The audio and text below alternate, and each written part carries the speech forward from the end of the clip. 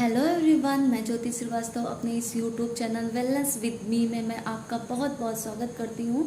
दोस्तों, आज मैं बात करने वाली हूँ उन लेडीज़ों के बारे में जिनके बच्चे ऑपरेशन के थ्रू हुए हैं। स्पाइन में उन्हें एक एनेस्थीसिया का इंजेक्शन दिया जाता है, जिसकी वजह से कुछ लेडीज़ों को बैक पेन की प्रॉब्लम हो जाती है। खासकर ये प्रॉब्लम ठंडक में ज़्यादा होती है, और या फिर उन लेडीज़ों को जो 8 से 10 घंटे बैठ के वर्कआउट करती हैं। तो इसका सलूशन ना ही कोई मेडिसिन है, ना ही कोई ऑयल है। तो चलिए, घबराने की कोई बात नहीं है। आज मैं कुछ खान पान के बारे में बात करूंगी और कुछ योगासन बताऊंगी। चलिए, तो सबसे पहले खान पान के बारे में बात करती हूँ। तो ये जो फ्लैक्स सीड होता है दोस्तों, जिसे हम अलसी का बीज बोलते हैं, वो आपको सुबह शाम एक एक चम्मच लेना है। चाहे आप रोस्ट करके खाइए, चाहे उसका लड्डू बना के खाइए। और नेक्स्ट है चिया सीड्स। चिया सीड्स आपको रात में डेली भिगो देना है और सुबह खाली पेट आपको आधा चम्मच लेना है। चिया सीड्स और ये जो फ्लैक्स सीड होती है, ये अलसी का बीज, ये दोनों ही बिल्कुल रामबाण औषधि का काम करती है बैक पेन के लिए। तो अब चलिए मैं बात करती हूँ योगासन की। इसके लिए धनुरासन, मकरासन, भुजंगासन, शिशुपाल आसन और विपरीत नौका आसन, ये 5-6 योगासन है जिसका आप डेली अभ्यास करेंगे तो आपको बैक पेन से बहुत ही जल्दी निजात मिल जाएगा। तो दोस्तों, ये योगासन ये सारी योगासन डायबिटिक पेशेंट भी कर सकता है, जिसे साटिका की प्रॉब्लम है या फिर जिसे सांस लेने अस्थमा की प्रॉब्लम है। ये सारे ही पेशेंट इन्हें बहुत ही अच्छे तरीके से कर सकते हैं। और बस ध्यान देने की ये बात है कि प्रेग्नेंट लेडी इन योगासन का अभ्यास नहीं करेगी। तो चलिए दोस्तों, करते हैं योगासन की तरफ बढ़ते हैं। तो चलिए दोस्तों, चलते हैं योगासन की तरफ। सबसे पहले हम लोग करेंगे भुजंगासन। भुजंगासन से स्टार्ट करते हैं। भुजंगासन करने के लिए आप लोगों को ऐसे पेट के बल ऐसे लेट जाना है। फिर उसके बाद ये लंबी गहरी सांस आपको लेनी है, जैसे मैं कर रही हूँ। फिर उसके बाद अपने हाथों को ऐसे करना है और ऊपर उठना है।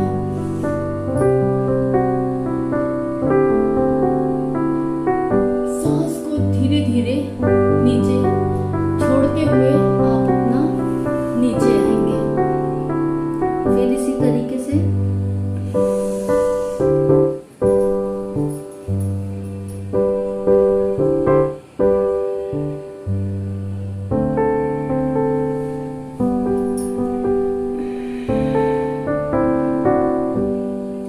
अब करते हैं शिशुपाल आसन।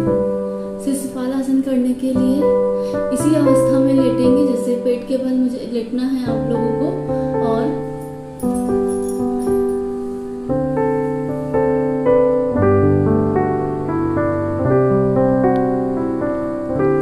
अगला योगासन है बाल आसन। बाल आसन करने के लिए हम लोग इसी अवस्था में रहेंगे और अपने हाथों को ऐसे रखेंगे और सांस लंबी सांस लेनी है। और पैर को ऐसे उठाएंगे, पीछे आप लोग देख पा रहे होंगे, और ऐसे ऐसे ऐसे चलाना है।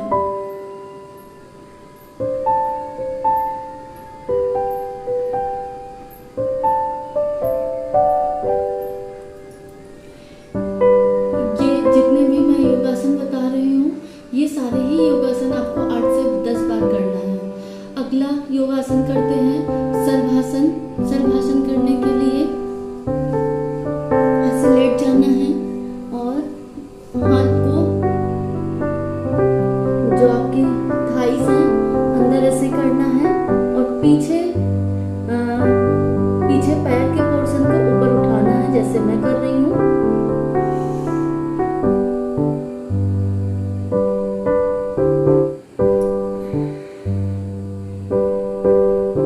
उसी तरीके से फिर से करना है।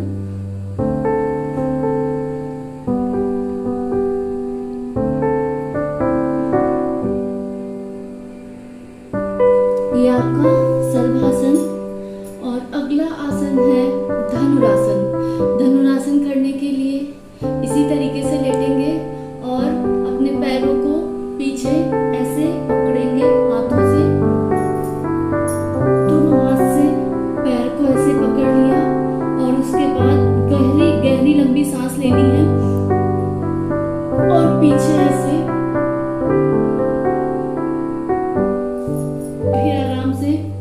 उसी अवस्था में आ जाना है। फिर से गहरी लंबी सांस लेना है, पैरों को आपस में जोड़ना है और हाथ से इसे पकड़ना है। और अब इस अवस्था में थोड़ा सा आपको रुकना है और धनुरासन में आप झूला भी झूल सकते हैं। इतना करने के बाद आपको उसी अवस्था में आ जाना है। तो अगला योगासन करते हैं विपरीत नौका आसन। विपरीत नौका आसन, हाथों को आपस में ऐसे जोड़ना है और फेस आपका बिल्कुल सीधा रहेगा और पैर आपका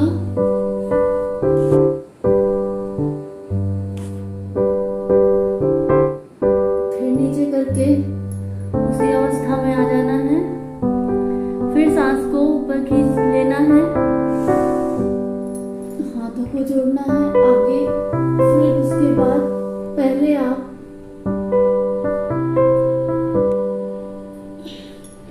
राइट लेग को उठाएंगे, फिर उसके बाद लेफ्ट लेग को।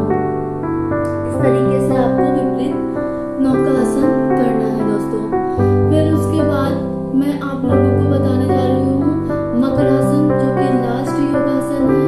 मकरासन करने से आपका जो बॉडी है वो बिल्कुल रिलैक्स फील करेगी। ये सारी ही योगासन अभ्यास के बाद आपको मकरासन करना है। तो चलिए करते हैं। मकरासन में ये इस अवस्था में आपको ऐसे लेट जाना है। पैरों की जो ये पंजे हैं इनको आपस में मिलाना है और गहरी लंबी सांसें लेना है और छोड़ना है, जैसे मैं कर रही हूँ।